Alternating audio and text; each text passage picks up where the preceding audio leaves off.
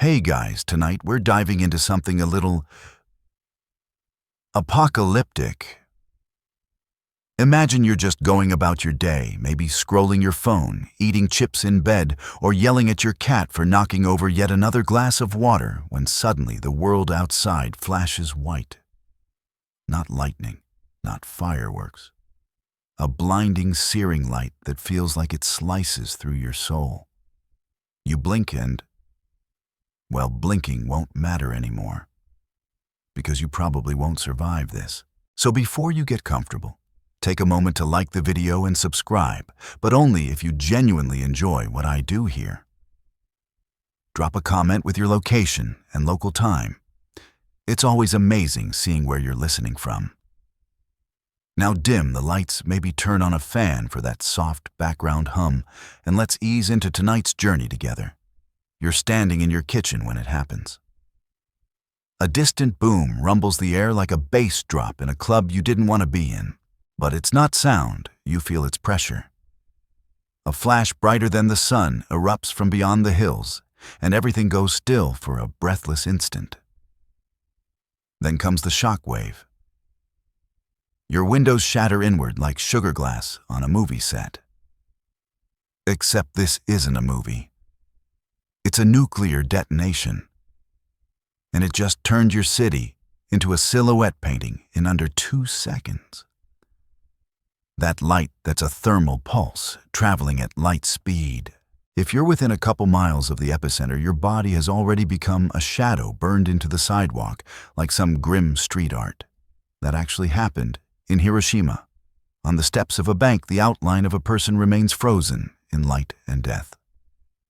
Historians still argue whether that person was walking or sitting, but the shape is unmistakable. A ghost etched by fire. If you're farther out, say 5 miles, congratulations. You're still alive. For now. But your skin, not doing so great. That flash reaches temperatures hotter than the surface of the sun. We're talking 10 million degrees Fahrenheit at ground zero. Your hoodie might be cotton, but tonight, it's a wick. You try to run. You can't see straight. Your retinas are burned, and even blinking feels like dragging glass across your eyes. The pavement is melting in strange patterns, and everything smells like burning plastic and hair. Let's pause here for a moment. You've just witnessed the initial detonation. It lasted under a second, but already the world as you knew it is gone. Everything from trees to traffic lights has been reduced to abstract sculpture. Car paint bubbles and peels, birds vaporized. Your dog you don't want to know. And yet the flash was the easy part. What comes next is somehow worse. In the brief calm that follows the light, your ears pop. You hear a strange whooshing like the sky is inhaling. And then, the air explodes. A split second after the flash, the blast wave barrels through your neighborhood like a freight train of pure pressure. You're tossed like a rag doll. Walls collapse. Cars flip. That massive oak tree that stood in front of your house for 80 years, gone. In fact, back in 1953, during the Nevada test site operations, mannequins were placed inside mock suburban homes to study blast effects. They melted, not just the clothes, the mannequins themselves. But you're still conscious. Somehow, maybe you were in a basement. Maybe your body was shielded by dumb luck and reinforced drywall. You groan and dust fills your mouth. The air tastes like pennies and burnt rubber. Your phone buzzes weakly only to reveal a blank screen. Towers are fried. GPS down. Internet gone. No calls, no texts, and no idea where your family is. You crawl out clutching a bleeding arm. The streets are unrecognizable. That row of cozy shops flattened. The Starbucks, a smoldering pile of brick and foam cups. And then it hits you. The silence.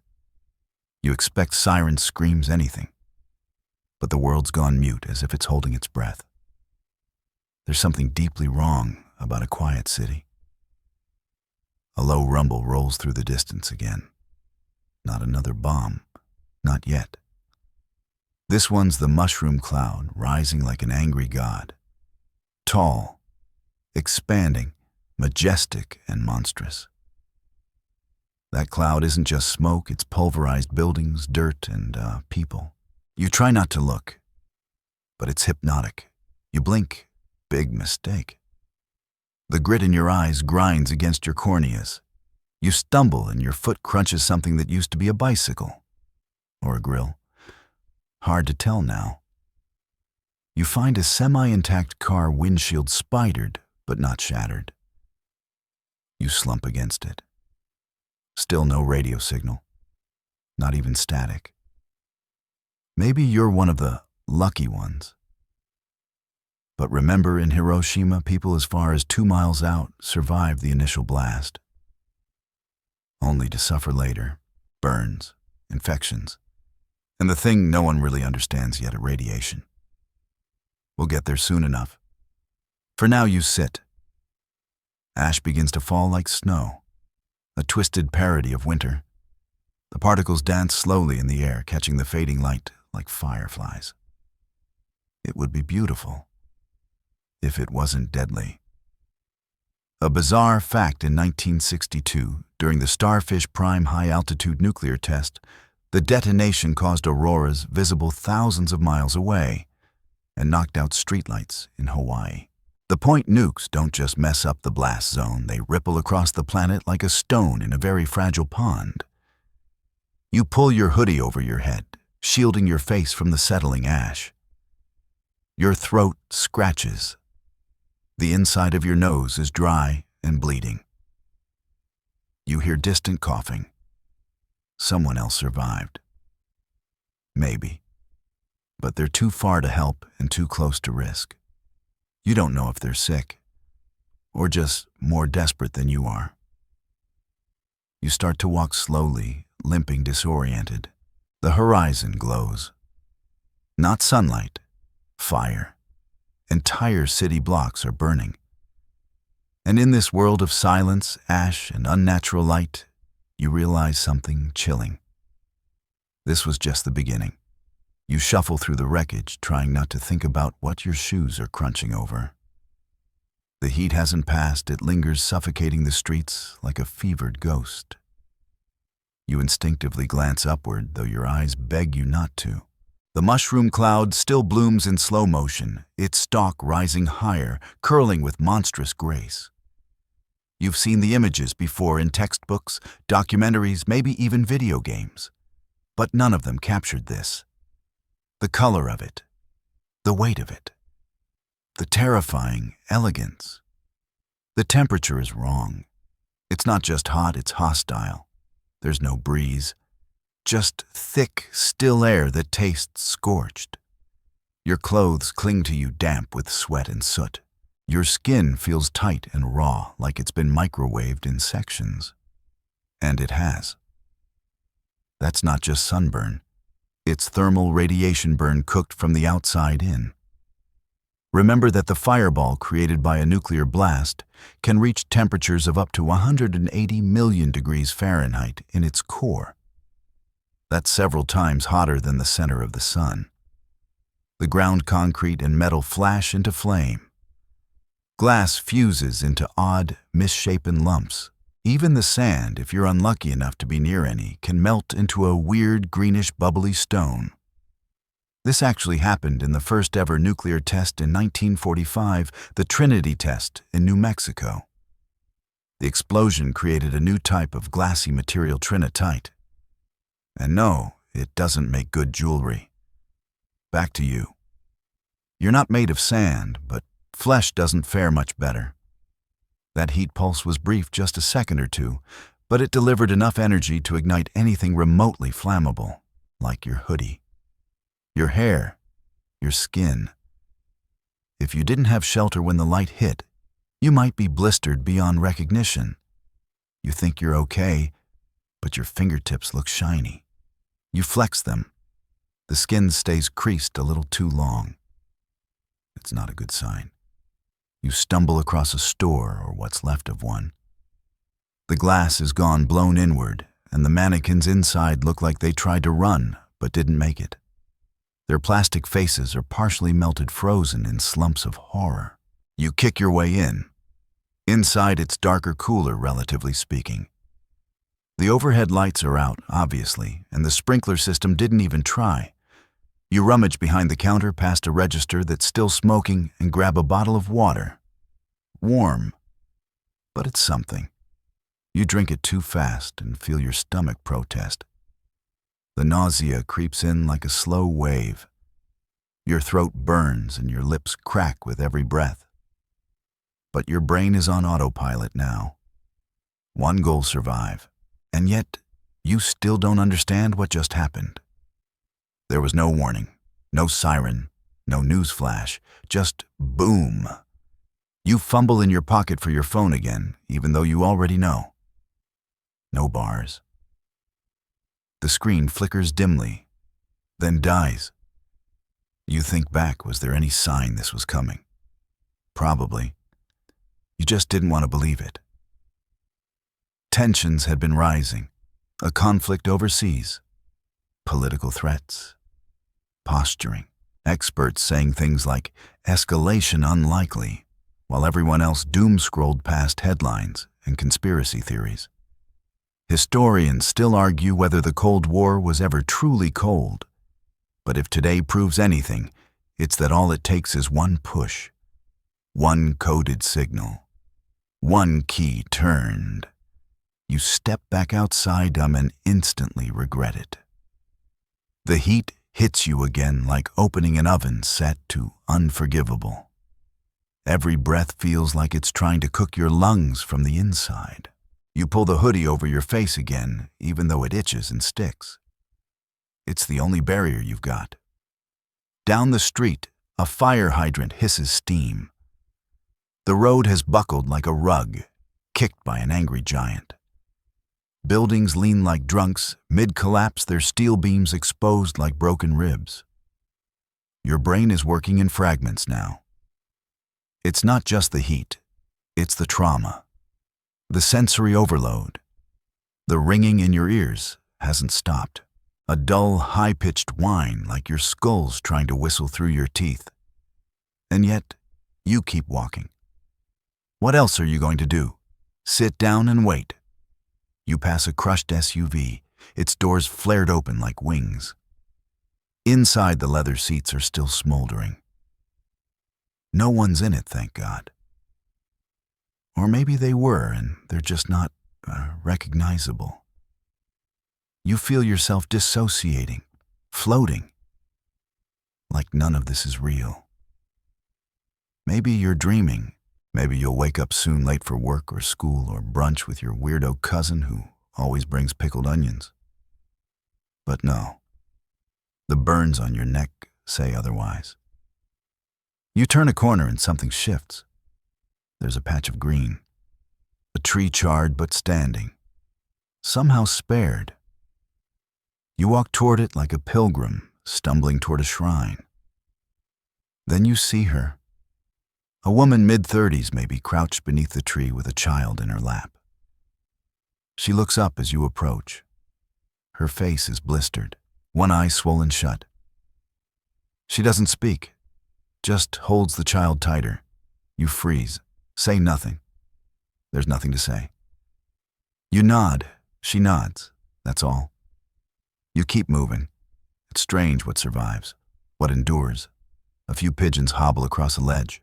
A bicycle, somehow upright, spins its wheel in lazy circles. You hear a car alarm glitching, wailing like a dying robot. And then, somewhere deep inside your skull, a thought finally emerges from the fog. This wasn't just a bomb. This was the bomb, the kind designed to end things. And what's worse, that was one. There could be more. Somewhere out there, other cities might be seeing their own light shows. Or maybe it's over already. Maybe the world is broken now. And you, singed and staggering, are among the first people to step into the ruins. You keep moving, though every joint in your body is screaming. The shockwave did a number on you. Your shoulder feels dislocated, or maybe it's just bruised and miserable. Your ribs creak when you breathe. And there's a deep ache in your left side that makes you worry something inside might be bleeding. Internal injuries are hard to guess. And out here, you don't get second opinions.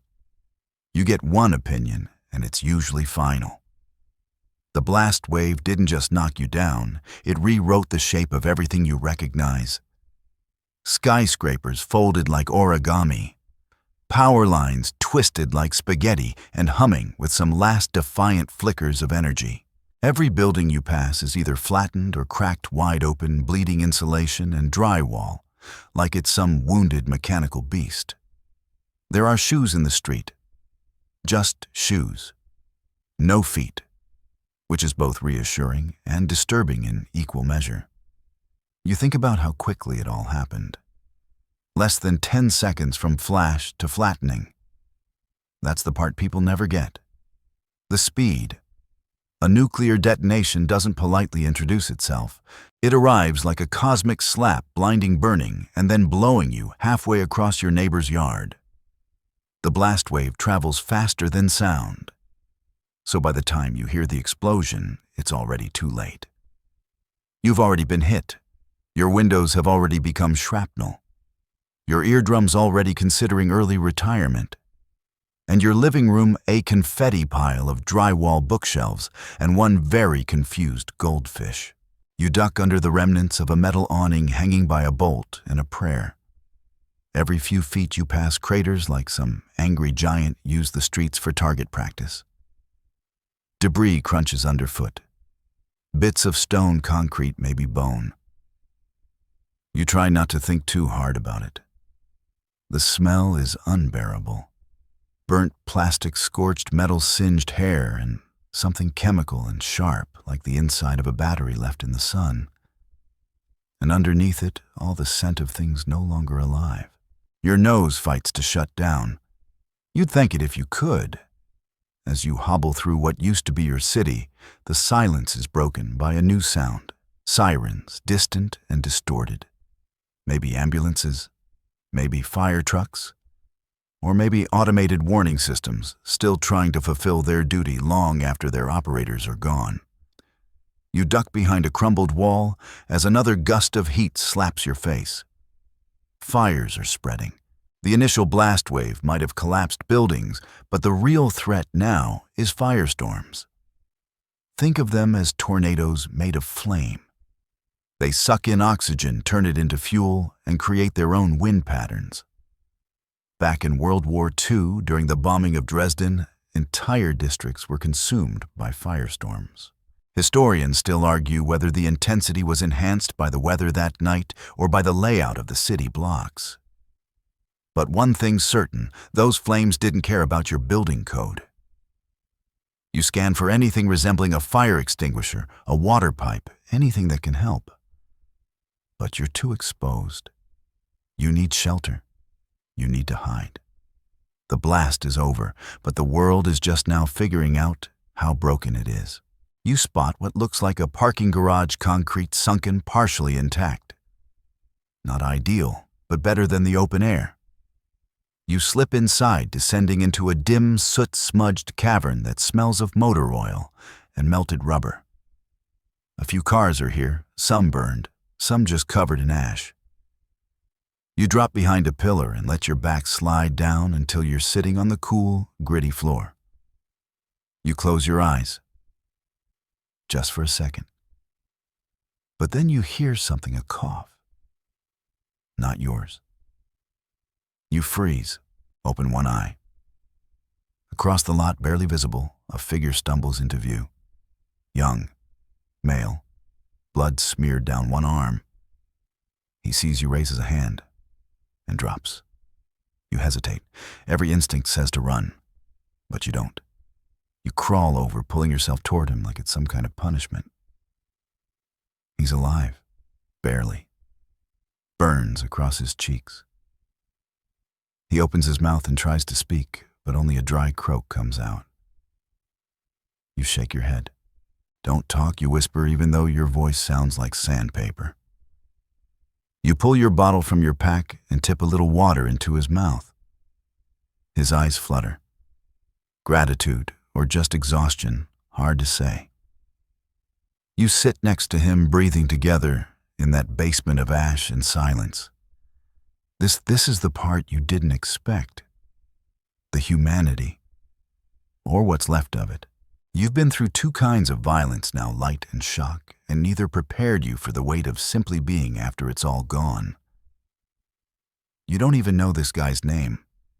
He could have been your barista, or a mechanic, or someone you flipped off in traffic. Now he's just another body beside yours, trying not to disappear. You lean your head back against the concrete pillar, staring up at nothing. No stars, no moon. Just smoke curling like ink in water. It's hard to know what hour it is. Time doesn't work the same when the sky's on fire. Your body starts to tremble, not from cold, but from adrenaline crashing. You've hit the wall. No food. Little water. Burns. Injuries. The noise in your head won't stop, and your thoughts move like molasses. This is what they don't show in the movies. The part after the fireball. The dragging. The waiting. The body counting in your head. The absolute stillness. And here's the kicker. If you were far enough from the epicenter to survive all this, then the next threat is already on its way. Radiation. You think the blast was bad? The real killer is invisible, tasteless, and floats through the air like glitter from hell. But you don't know that yet. You're still dealing with the blast wave, the wave that smashed through your city like a fist through a sandcastle. The wave that shattered your windows, your bones, and maybe your sense of hope. You close your eyes, just a minute, just to rest. And far above the sky keeps glowing. The ash starts falling heavier now. You notice it when the texture on your sleeve begins to change softer, like fine flour, except it carries the sting of something far more sinister. You brush it off instinctively, but it clings to your fingertips like it's alive. It's not just ash, it's fallout. You've seen the term before. In movies, games, half-remembered science lessons. Fallout. Sounds dramatic, right? But now, kneeling in a gray-streaked garage beside a barely conscious stranger, you understand it in the most brutal, intimate way.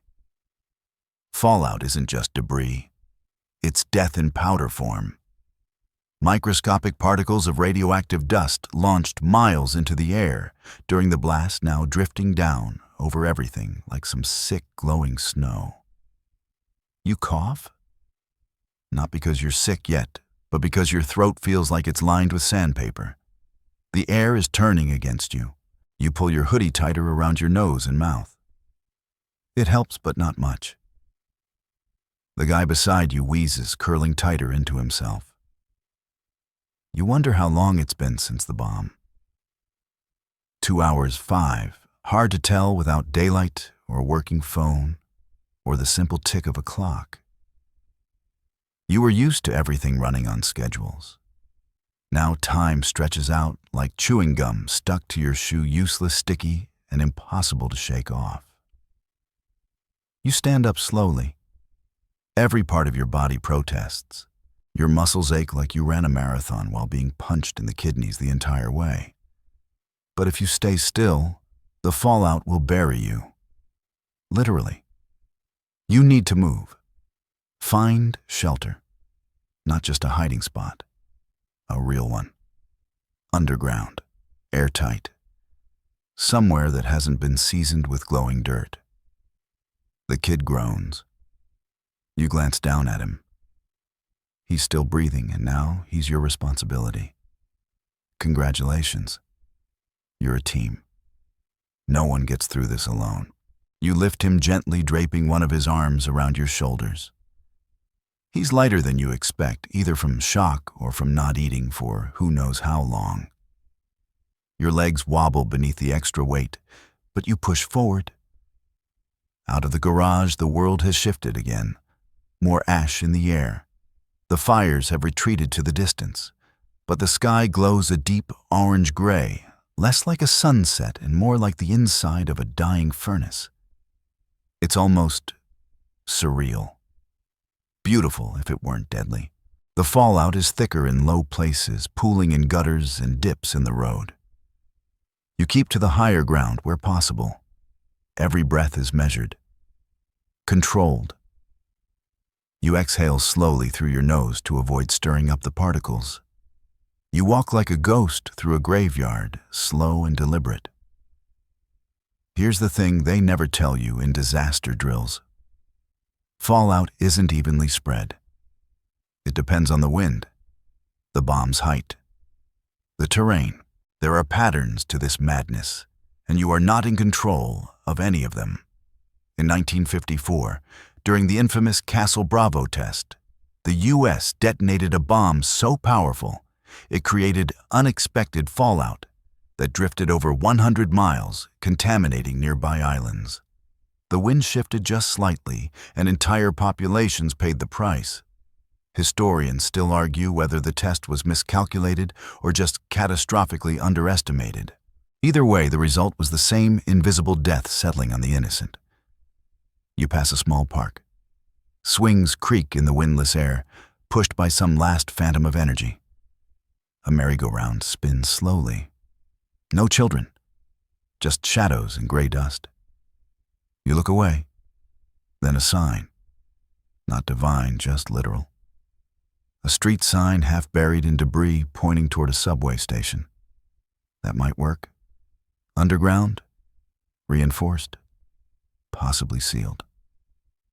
You quicken your pace, half dragging the boy. The station entrance is scorched, but the steps descend into darkness. You hesitate at the top. The air smells different, damp and metallic, but not burned. That's a good sign. Maybe. Or maybe you're just desperate enough to pretend it is. You descend. Step by cautious step. The lights inside the tunnel are dead, of course, but your eyes are adjusting to the dark. You guide the boy down slowly, his breath rasping in your ear. You reach the platform and slump him against the wall. There's no one else down here.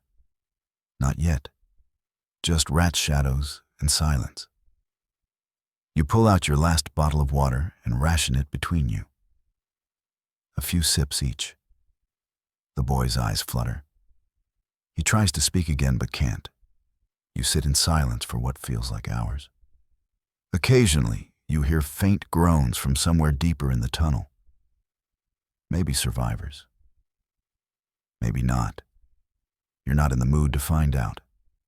Not yet. Eventually, your ears start to pick up the sound you've been dreading. The Geiger clicks. At first, it's barely audible. Just a tick. Then another. Then faster. You check your pack and find the small emergency radio you forgot you even had. It's got a Geiger function. You click it on.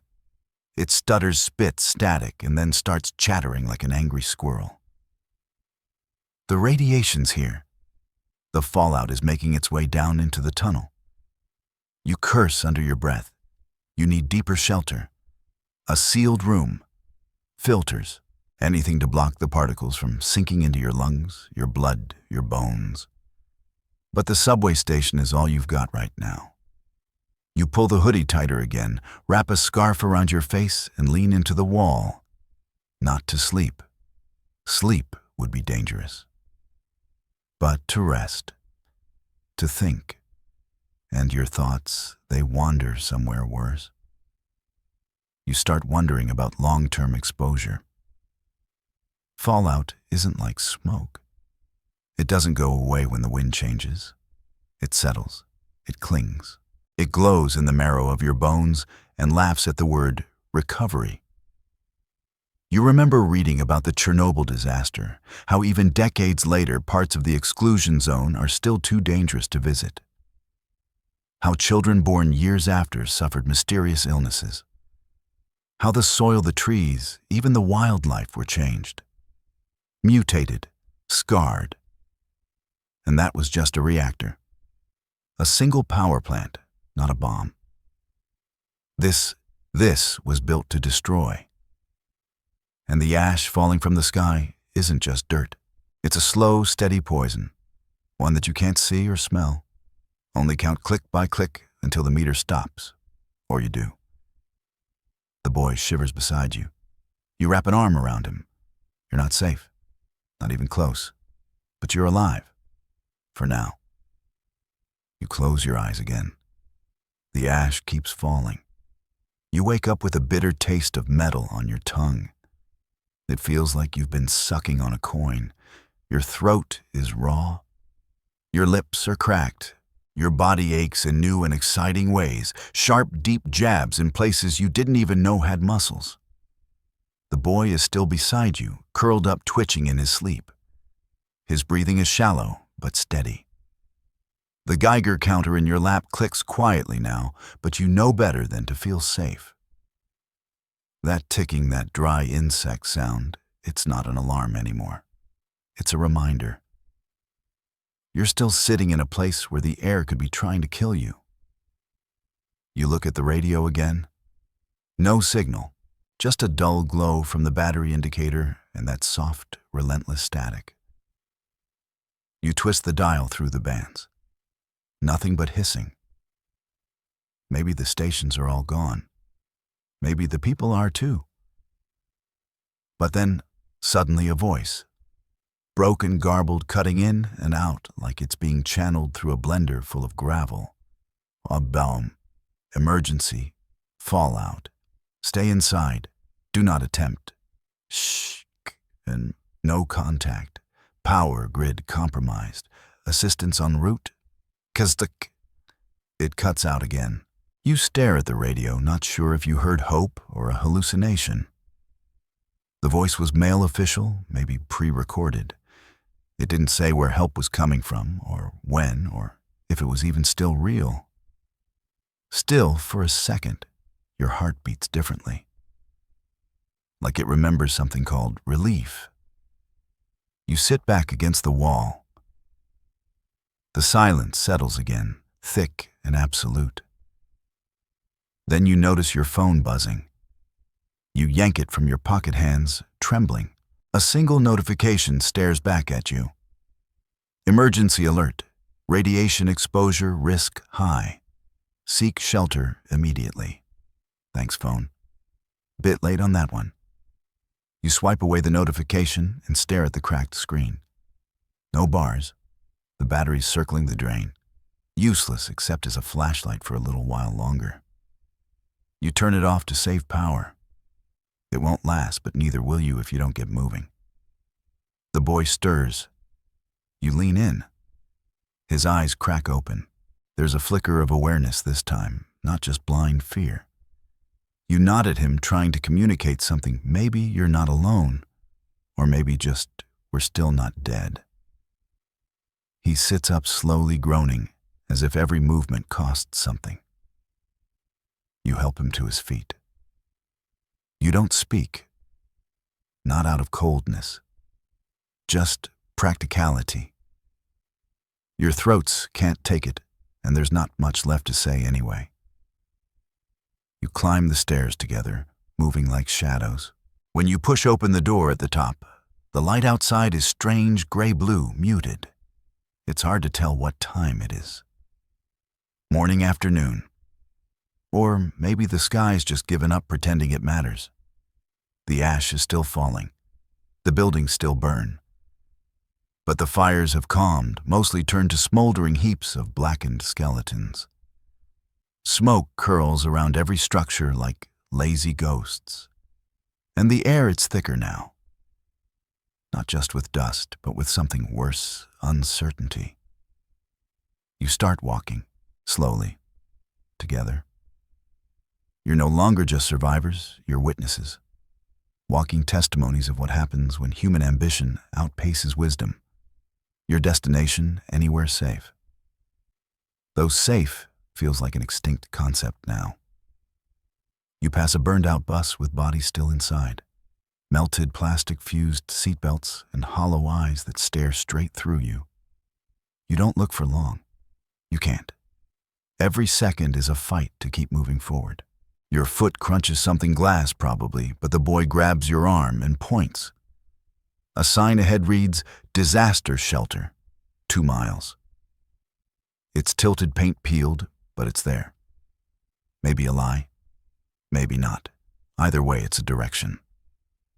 You nod and push forward. As you walk, you start to notice something stranger than the silence, the absence of animals. No birds, no dogs, no rats even. It's like the whole ecosystem just noped out the second the blast wave hit. Well, except for the insects. There are always insects. You spot a few beetles skittering across the ground, weaving through ash. Somewhere deep in your memory, a trivia fact surfaces: cockroaches can survive higher doses of radiation than humans. It's not true that they'd survive a full-scale nuclear apocalypse with ease, but they do handle exposure better than us. So in a way, they win. Congratulations, beetles. Enjoy your gray kingdom. The two of you reach a collapsed overpass. You detour through an alley choked with debris. At one point, you have to crawl beneath a fallen pipe. The boy makes it through first, then reaches back to help you. It's clumsy, but it works. You grunt as you pull yourself out, knees scraped, arms shaking. You're exhausted, but there's no rest. The sky, the air, the silence, they all feel like they're counting down something. You finally reach the shelter entrance. It's a concrete block of a building, half covered in vines and soot, with rusted steel doors at the front. You bang on them just in case someone's listening. Nothing. You try the handle. It turns. Inside, the air is cold, still stale. No smell of burning, no ash. Just dust and mildew. You close the door behind you and breathe shallow, careful, but grateful. The boy slumps against the wall, sliding to the floor like his strings were cut. The lights don't work. Of course not, but your phone's flashlight gives you enough to see. Concrete walls, metal benches, a supply cabinet locked naturally. You try the latch. Rusted shut. You grab a nearby pipe and start smashing. It takes 4 hits, but the latch gives. Inside, bottled water, a few ration packs, flashlights with corroded batteries, a med kit that expired when people still had flip phones.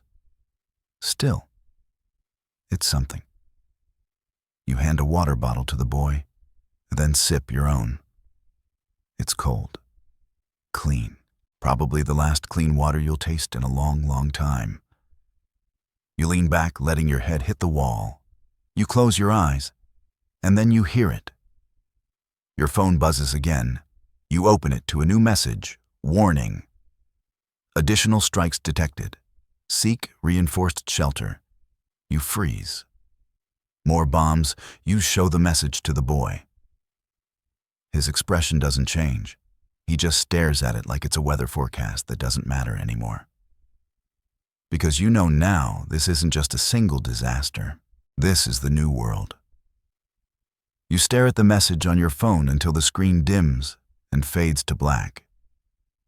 The silence afterward feels different now, heavier, like it knows what's coming next. Additional strikes. That phrase bounces around your head like a ricochet. You don't know where. You don't know when. But the implication is clear. One bomb wasn't the end. It was the opening note in a global requiem. You look over at the boy. He hasn't spoken yet, not a single word since you found him. His eyes are hollow-tired, maybe already retreating somewhere inside where it's quieter, safer. You know that look. You're wearing the same one. The shelter gives you a moment to breathe, but that's all it is, a moment. This place is a concrete closet. No proper air filtration system, no generator, no communication tools beyond a dusty radio that plays nothing but static and regret. You've been hoping it would be more. A proper fallout bunker, a stocked haven, maybe even other people. Instead, it's just you, the boy, and the question hanging in the air. Where do we go now? You take stock of the supplies. 3 bottles of water, 2 ration packs, 1 med kit with half its contents either dried up or expired. A flashlight slightly corroded but functional. No blankets, no maps, no masks. If you stay, you're safe from the wind and the ash, the radiation temporarily. But if more bombs hit nearby, this place will be your tomb. You make a decision. You'll rest here tonight, just one night. Then you'll move. Keep moving. You don't know where, but there has to be somewhere better than this. Even if it's just another half-collapsed building with a working faucet and fewer memories. You sit on the concrete floor and finally eat one of the ration packs. It's some kind of nut and protein bar, brittle and tasteless, but it fills the hollow in your stomach just enough to quiet the nausea. You offer one to the boy. He takes it, hesitating only slightly, and chews slowly, like the idea of eating feels strange now. Maybe it does. Maybe it always will from now on. You drink a little water. Just a sip. Can't waste it. And as the room settles into that familiar low buzz of nothingness, your thoughts drift to the stories you've heard. The people who built their own bunkers. The preppers who stockpiled beans ammo and water filters. The YouTube channels showing you how to build a nuclear shelter out of a shipping container and some elbow grease. You always thought those people were kinda nuts. And maybe they were. But now you kind of wish you'd paid more attention. Or maybe just befriended a paranoid guy with a backhoe. You wonder what those bunkers are like now. Some might be fully stocked. Some might be filled with terrified families glued to radios. And some maybe are filled with silence, people who didn't make it in time. Or made it and then realized too late they forgot something critical, like air filters, or medical supplies, or not locking themselves inside with someone they don't trust. The boy curls up on his side using his arm as a pillow. You drape your jacket over him. It's not much, but it's something. You can't remember the last time you saw something soft. A blanket, a couch, a bed. The world outside is all jagged edges now. Steel and glass and fire and ash. You stare at the ceiling cracked and webbed with age. Somewhere above you, the sky is probably still raining poison. You think back to history class, to Cold War drills, the old duck and cover routine. Hiding under school desks like that would somehow protect you from a fireball that melts cars. You remember hearing about the Cuban Missile Crisis. How close the world came. How a single decision from a single man, Vasily Arkhipov, prevented a Soviet submarine from launching a nuclear torpedo. Historians still argue how close that moment came to triggering full-scale war. But one thing's clear, back then, we almost did this. Today, someone finally went through with it. You eventually fall into a light, broken sleep. Also, not rest, just unconsciousness. The kind of sleep that doesn't refresh you, just shuts you down until the next round of dread. When you wake up, it's to the sound of footsteps. Not yours. You sit up instantly, heart pounding. The boy is awake too, eyes wide. The footsteps are cautious, slow, echoing down the concrete hallway like the start of a horror movie. You grab the pipe you used to open the supply cabinet. Your hands shake. The air is thick. Still no sound from the radio. Just the faint sound of approaching boots. Then a voice. Hello, a woman's voice. Quiet, strained. Anyone in here, you wait. She steps into the doorway, framed by the dull gray light leaking in from outside. She's in her mid-30s, maybe face dirty but focused. She sees you and the boy. Lowers something from her shoulder, a bag, not a weapon. "Didn't mean to scare you," she says. "Just looking for shelter." You don't relax, not yet. But you nod. She steps in slowly, glancing around. You watch her movements carefully. No aggression. No twitchy hands. She looks as tired as you feel. She sits on the opposite wall, pulls out a water bottle, takes a sip, then offers you a sealed package of crackers. You accept. The boy reaches for one too. Her name's Kara. She says she's been walking for days. Lost her family outside the city. She doesn't go into detail, and you don't ask. Everyone has their own version of what they've lost. Some just don't have the energy to say it out loud. You talk in brief sentences, mostly to confirm you're not threats to each other.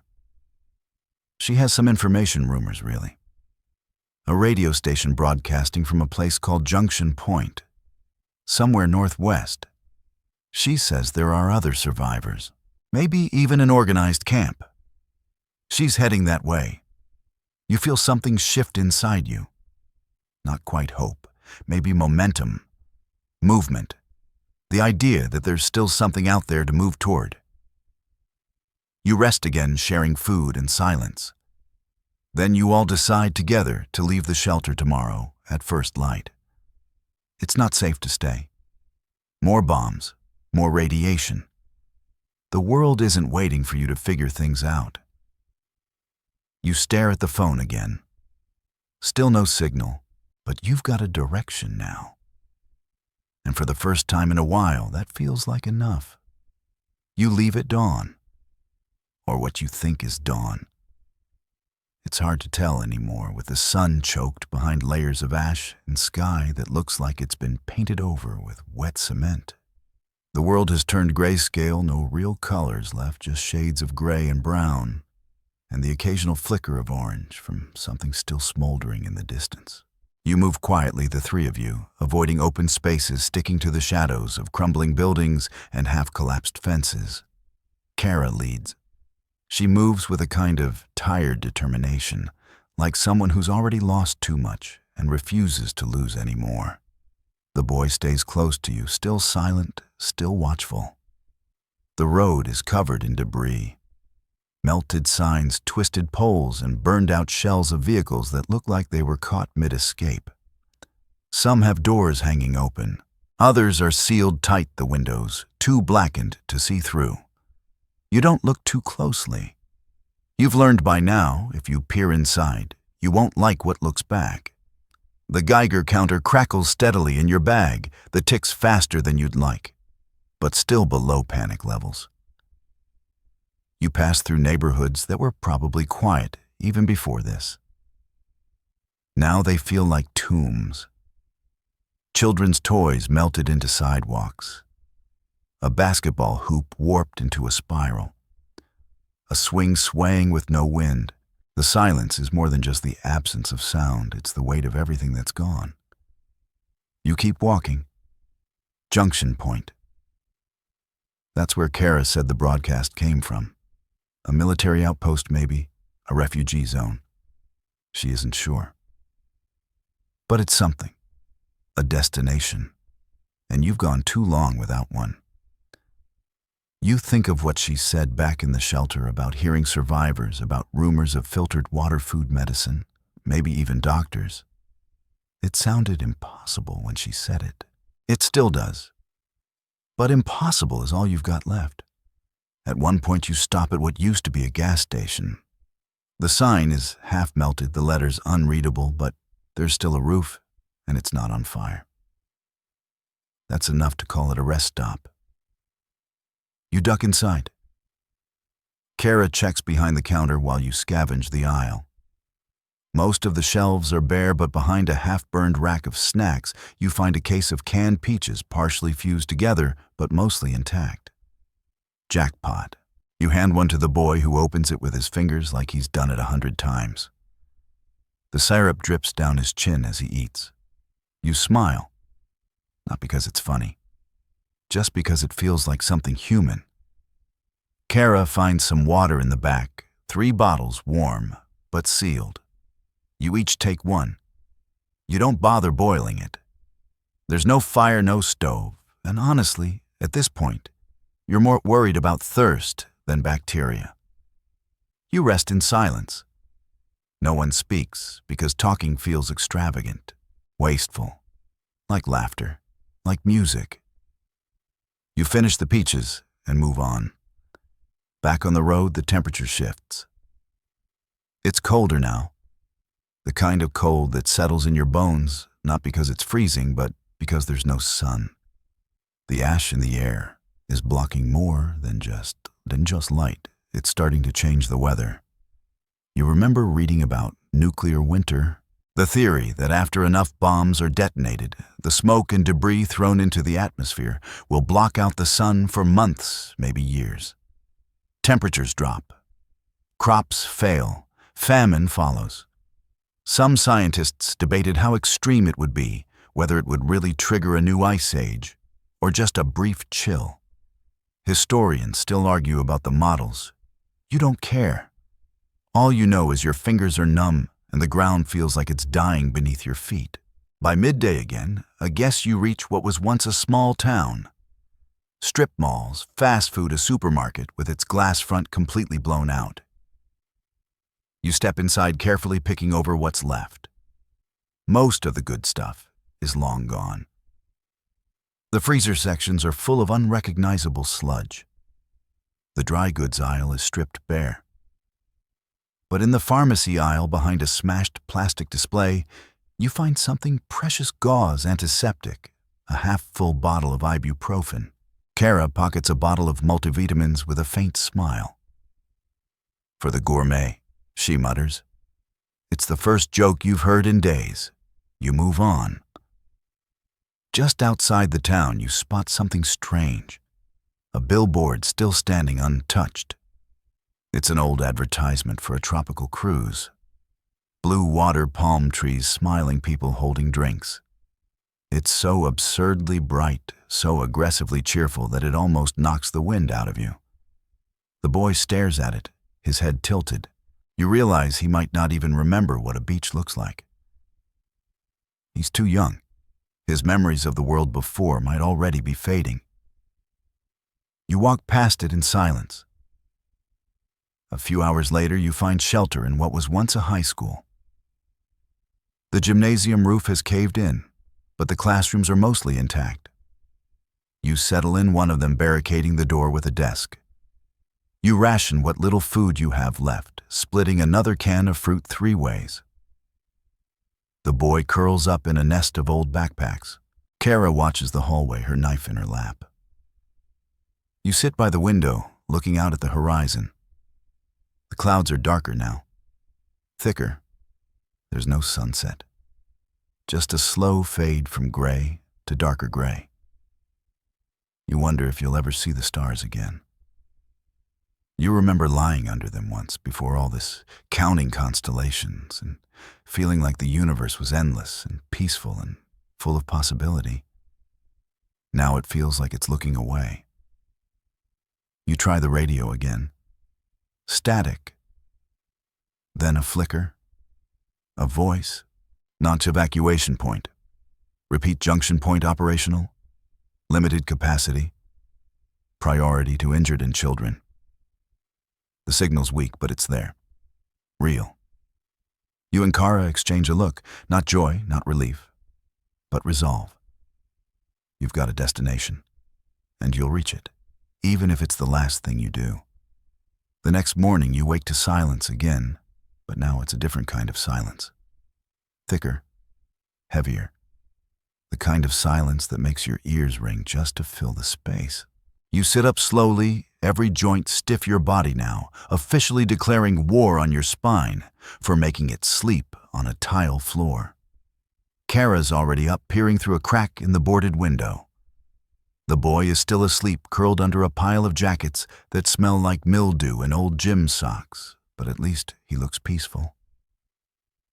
You drink the last of your water and stretch, if you can even call it that, more like a painful shrug of defeat. Kara looks over at you. We leave in 10. No one questions it. There's nowhere to stay, only places to pass through. Junction Point still echoes in your mind, that garbled voice, like a thread you can follow through the smoke. You gather your things, what little there is, and the three of you step back into the gray. The cold bites harder now. The wind has returned, but it's not fresh or clean. It brings a sting to your cheeks, carries the smell of chemical dust and dead vegetation. Trees that once stood tall are now blackened, skeletal things. Some have fallen, others remain like warning signs. The world feels like it's frozen mid-collapse. You walk for hours, navigating cracked highways and abandoned towns. The boy walks in the middle, a small figure between two ghosts. Kara doesn't speak much, but when she does, it's to point out landmarks or dangers, exposed power lines, unstable overpasses, buildings still smoldering from fires that refuse to die out. The Geiger counter is always ticking. Slower now, but persistent. A reminder that radiation isn't loud or obvious. It's patient. It waits. Sometimes you pass places where it ticks faster, then you hold your breath, quicken your pace, and move on before you can count how many times it clicked in a second. You find a vending machine on the side of a gas station. It's cracked open, but one can of something is wedged in the bottom corner. Kara hits it once hard with the butt of her knife, and it clatters free. It's off-brand soda, probably warm, probably radioactive, but it's liquid. You split it 3 ways without comment. At this point, taste isn't part of the decision-making process. Later, as you walk through a hollowed-out suburban neighborhood, you see something that makes all 3 of you stop. A man, alone, standing in the middle of a driveway. His clothes are tattered. He's holding a golf club like a weapon.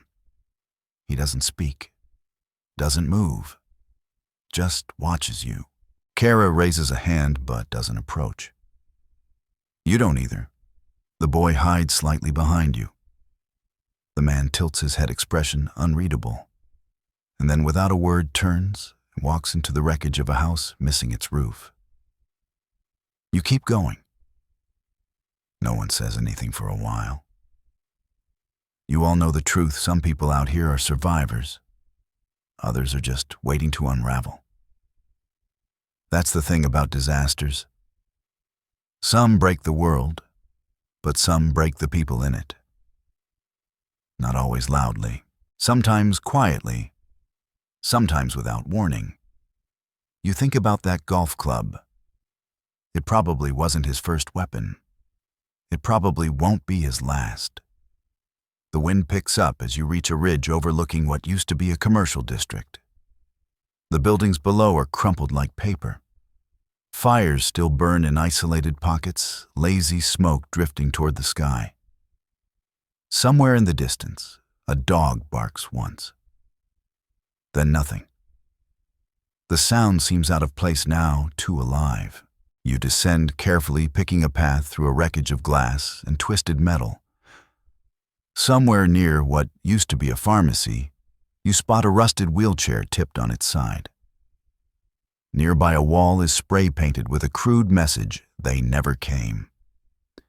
You don't know who wrote it or who they were waiting for. Rescue military god. Doesn't matter now. The street is empty. Kara finds an intact door on a hardware store. Inside, the air is stale, but it's warmer, and that's enough to justify a brief stop. You break open a few drawers behind the counter and find a handful of things worth taking: batteries, duct tape, a roll of trash bags. Kara pockets a rusted multi-tool. The boy finds a small flashlight and tests it. It flickers once, then steadies. He smiles. Just a little. And it hits you how rare that expression is now. You press forward as the day fades. Light doesn't really rise or fall anymore. It just shifts from darker gray to lighter gray, and back again. Time loses all structure when the sun is a rumor. Eventually, you find shelter in a maintenance shack near a water treatment plant. It's filthy, but solid. You barricade the door and huddle together, layering every jacket and scrap of fabric you've collected. You eat quietly more of the canned fruit, a half-melted protein bar, and some stale crackers that crumble to dust as you chew them. The boy leans against your shoulder. Kara sits cross-legged, turning the multi-tool in her fingers, not really using it, just keeping her hands busy. "We're close," she says. You nod not because you believe it, but because it helps to pretend you do. That night the dreams come. Not vivid ones, fragmented, surreal moments that don't make sense. Cities made of glass, endless staircases, your family's voices calling from somewhere just out of reach. The kind of dreams that leave you waking up more tired than before. You don't know how much longer this can go on. You're running out of food, out of water, out of hope, if you're honest. But you keep going. Because what else is there in the morning as you pack up again? Kara pauses at the door. She looks back at the shack, then at the boy, then at you. "We're not the same people we were," she says quietly. "Before the light." You want to respond, but your throat closes around the words, so you just nod. You understand. You've all been burned, just not always on the outside. You walk into the coldest morning yet, though it's hard to call it morning when there's no sun. The sky above is a dull, suffocating gray, like a lid pressed over the world. Ash falls steadily now, lighter than snow, but 10 times deadlier, coating the ground in a soft layer of poison that crunches beneath your boots like fine sand. The air smells metallic, sterile, and wrong. It's not just cold, it's lifeless. You wrap a scarf tighter around your face, not to keep warm, but to filter the filth floating in the wind. Every breath you take feels like a gamble. The boy coughs once, then again. Kara looks back at him, frowning, but doesn't say anything. There's nothing to say. Everyone's lungs are ticking time bombs now, and there's no reset button. The three of you make your way through a frozen field that used to be farmland. The soil is cracked, brittle, dotted with the blackened husks of corn stalks and the skeletal remains of irrigation pipes. You can't imagine anything growing here again. Maybe ever. A single crow circles overhead, calling out once, then vanishing into the fog. Even the birds don't seem real anymore. You remember learning about nuclear winter, how temperatures could drop across the planet not from ice, but from absence. No sun, no warmth, no light. Volcanic eruptions have caused mini ice ages in the past, but a full-scale nuclear exchange that would take it to another level. Some scientists called it a myth. Others said it was inevitable. Historians still argue whether the threat was exaggerated to prevent global war or if the predictions were merely ahead of their time. You pass a rusted sign, half buried in dirt. "Welcome to Elmsbrook County." A beautiful place to grow. Someone has spray painted over the word grow with the word die. It's bleak, but it's honest. As you continue walking, you notice how your body is reacting to the cold differently now. Your fingers are stiff even inside your gloves. Your legs feel heavy. Your breath comes in shorter bursts. It's not hypothermia. Not yet. But it's the kind of chill that goes deeper than the skin. It settles into your thoughts. You stop noticing time. Stop counting steps. You just keep putting one foot in front of the other because stopping means ending. Around midday, you stumble onto a deserted neighborhood, a cul-de-sac, with houses in various states of collapse. The snow here is thicker. No footsteps, no movement. Kara motions to one of the intact garages. You pry open the side door and step inside. It's dusty but sheltered. An old sedan sits in the middle, buried under years of grime and shattered glass. You all sit down around it and ration out what's left of your food. A half-eaten pack of crackers, some dried fruit, a single bottle of water still 3/4 full. You drink in turns. The boy says nothing but looks at you every time he hands the bottle back, like he's checking to make sure you're still real. Kara finally breaks the silence. "We're close," she says. "Maybe a day. Maybe less." You nod. Again, not because you know it's true, but because it keeps everyone moving. Outside, the wind howls softly, pushing more ash into the corners of the street. It dances and spirals like it's pretending to be snow. You wonder how long it will take for everything to be buried. Later, you check one of the nearby houses. The front door is cracked open. You enter slowly, careful of broken glass and warped floorboards. The inside is eerie, untouched, like the people who lived here simply vanished mid-step.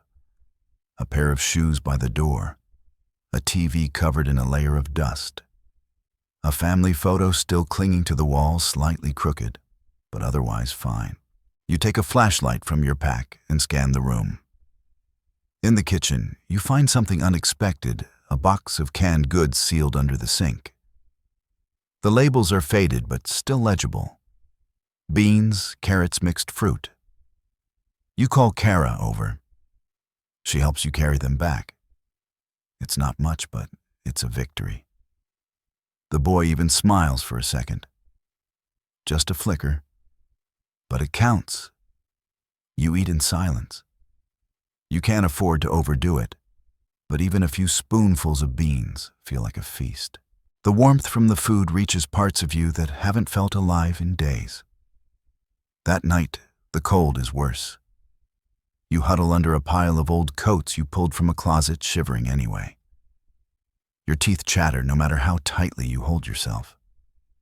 You dream of green things, of heat, of sunlight on your face. You wake up sweating only to find the air colder than ever and your body confused. The boy is still asleep. Kara is standing at the garage door, staring out through a crack. You join her. The horizon is clearer today, though still smudged with smoke. In the distance, faint and flickering, you see it movement. Lights, just a few, but definitely artificial.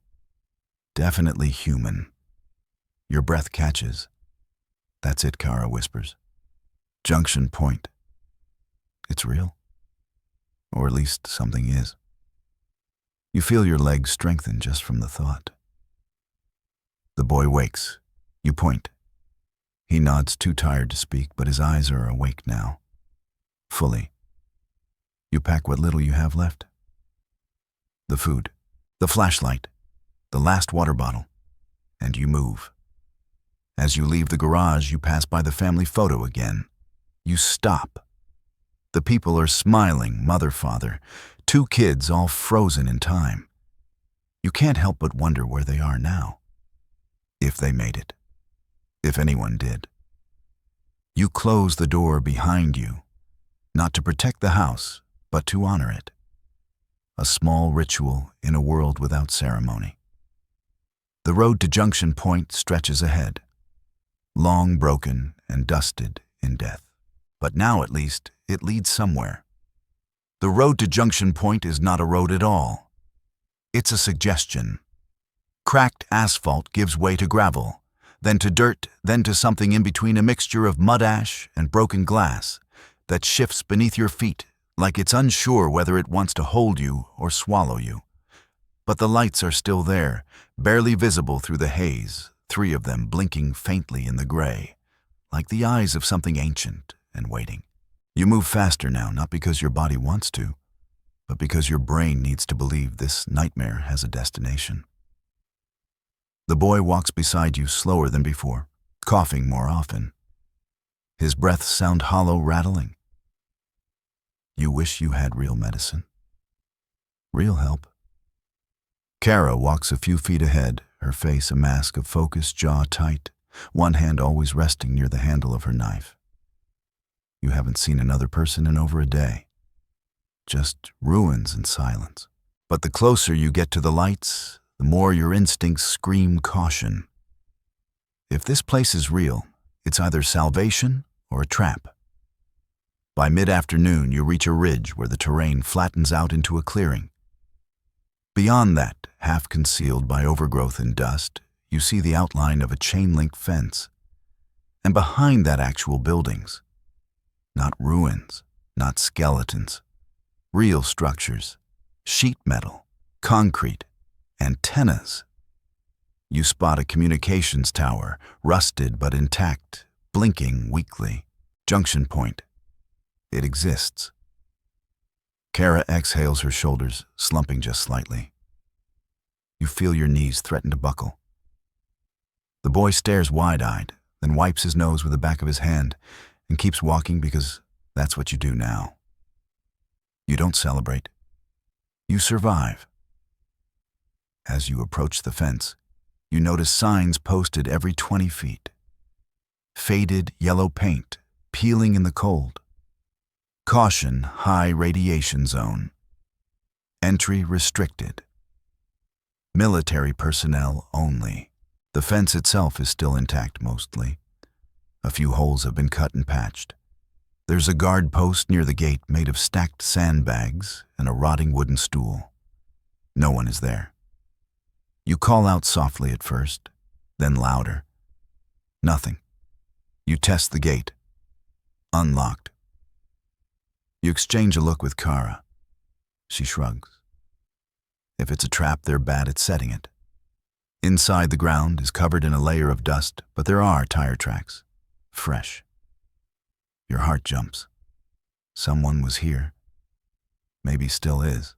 You follow the path past the first building, what looks like a storage unit or barracks, toward the main structure.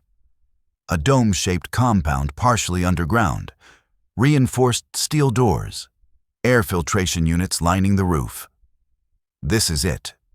A real bunker. Not a fantasy, not a ruin. Kara knocks on the door with the butt of her flashlight. Once, twice. You wait. Then the sound you almost forgot existed, a speaker crackling to life. A voice filtered and flat. State your status and exposure level. Kara blinks. We have 2 adults, 1 child. Exposure unknown. Minimal contact. Seeking shelter. Silence. Then a click. Then a hiss as the door unseals and slowly swings open.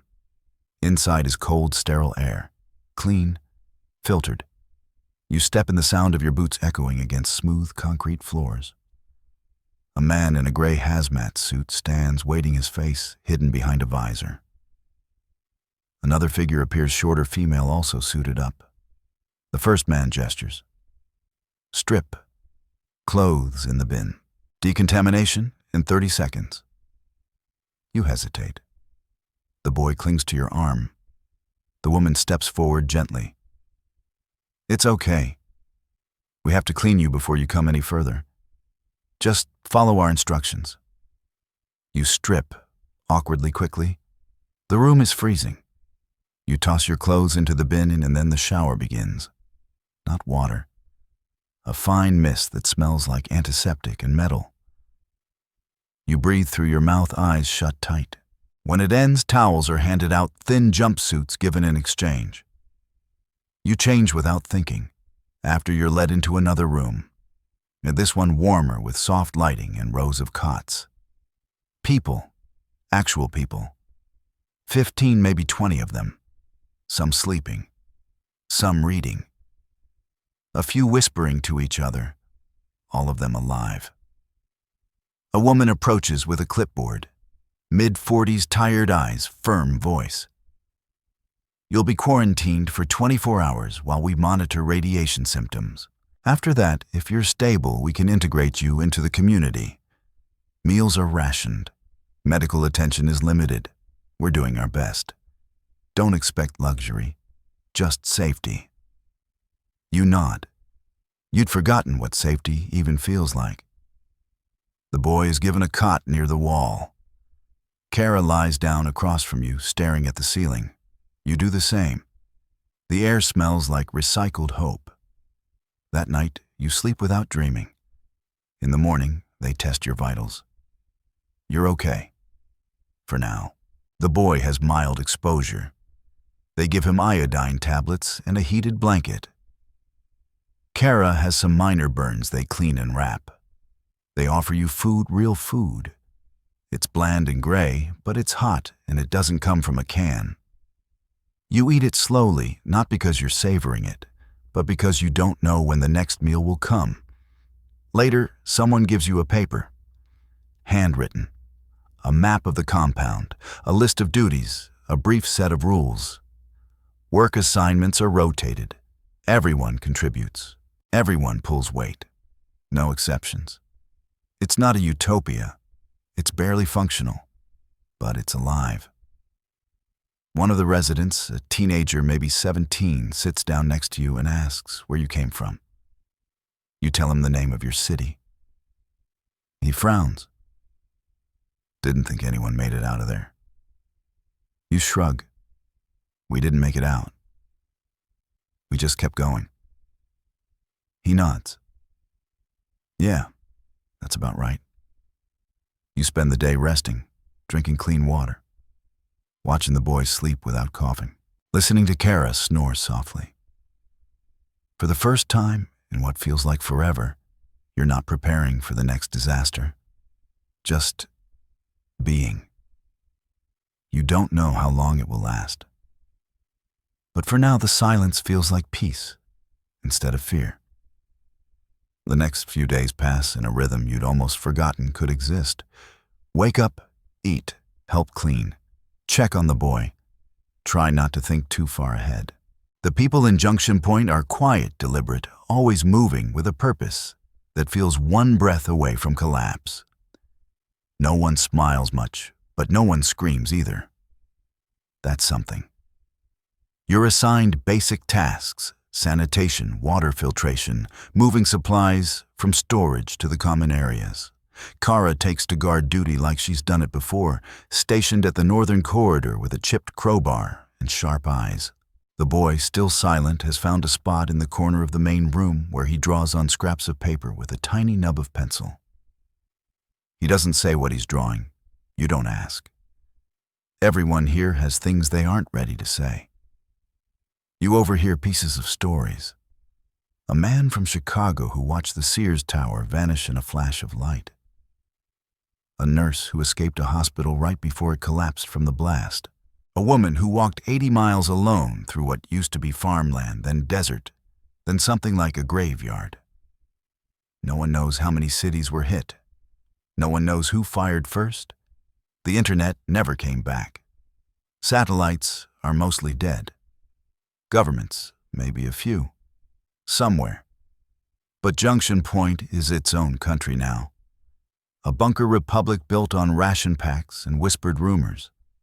The air inside is dry, and every breath still feels like a risk. The radiation level